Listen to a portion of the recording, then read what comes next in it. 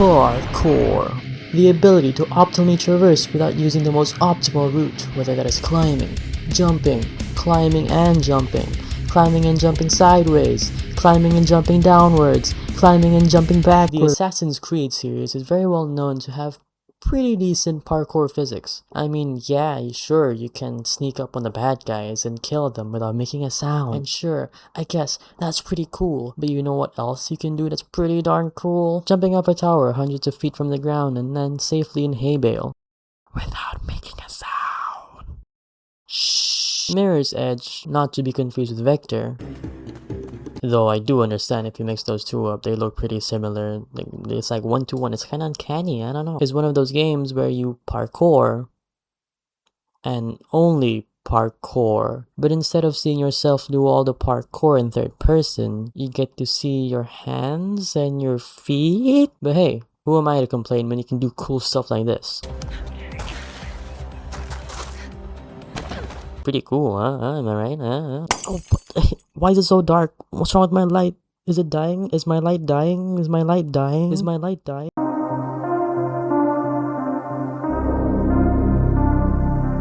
Dying Light is a survival game where you try to survive in a world filled with zombies, and the only way to survive is to fight your way through them to survive. Did I say survival already? But you know what's cooler than being in a zombie apocalypse? Being in a zombie apocalypse and doing parkour. Yeah. Climb up here. Yeah. Jump up. Wall run. Yeah. Wait a minute. Is that even realistic?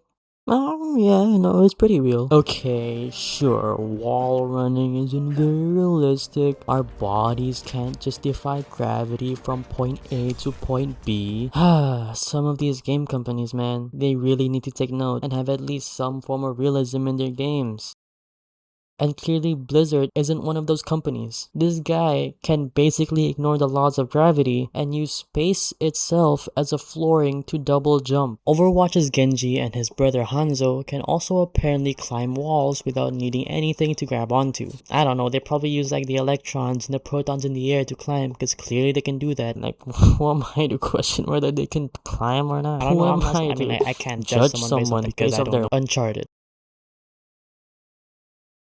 That was a moment of silence for how amazing this game is. Uncharted combines stealth and parkour, and it does that with a really good job. Just look at this gameplay that I stole from YouTube. Credits to Swiftly Unknown. Check this video out, it's pretty, watch the whole thing, it's pretty good.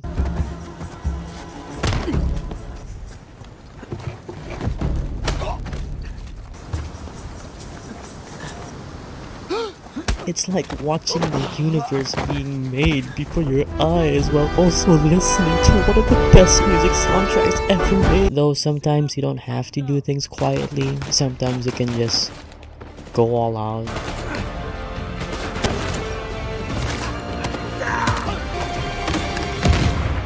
Get this dog off me, you naughty dog. I can hold you off until it's The Last of Us 2014. These segues are pretty good, right? Naughty Dog's The Last of Us 2014 also has teeny tiny small bit of parkour. I say that because this game doesn't have parkour like Dying Light, where you jump from building to building. Instead, you jump from window to window. Now, some of you might disagree that that's not parkour, but let's take a look at the definition on Google. Parkour is a non-competitive physical discipline focused on efficiently navigating environments by running, jumping, climbing, and vaulting over obstacles using only the human body. Wait, what was that?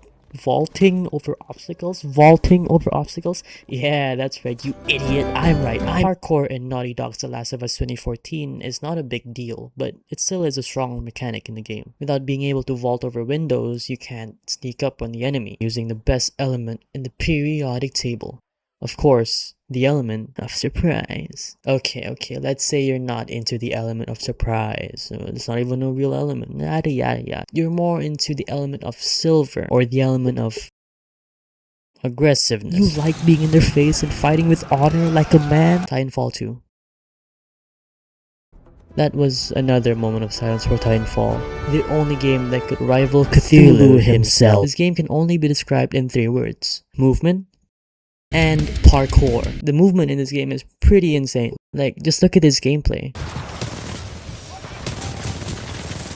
It's so crazy and insane. It's just like looking at Cthulhu himself. Your eyes burn and you can't comprehend what's ever happening. If you were lucky enough to experience this game at its peak, you would understand when I say this game was amazing. Nothing could have compared to hitting a sniper shot from hundreds of feet away, or sneaking up to an enemy and executing them. Wait, what's that? wait.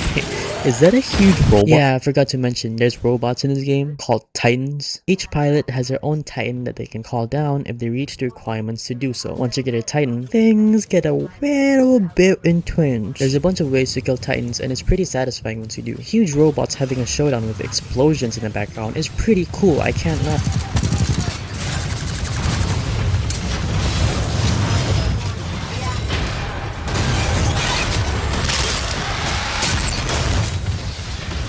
Though using rocket launchers is also a pretty good idea if you don't have a Titan yet. But there's one way to kill Titans which I think objectively gives you the most satisfaction to the point where you nut in your pants. That is by climbing your way up a Titan and taking their battery out forcibly. This takes down a chunk of the Titan's health and now you carry that battery around. With basically the enemy Titan's life support in your hands, you can put that battery in your or your teammates' Titans to restore health. Now that's one way to show off your dominance in the battlefield, huh? That's how you combine parkour and shooters. Not whatever is this, like what even is this? I don't know what's happening. Just stop it. Just stop it. Just stop. Okay, that's the end of the video. Like the video if you want. Okay, bye.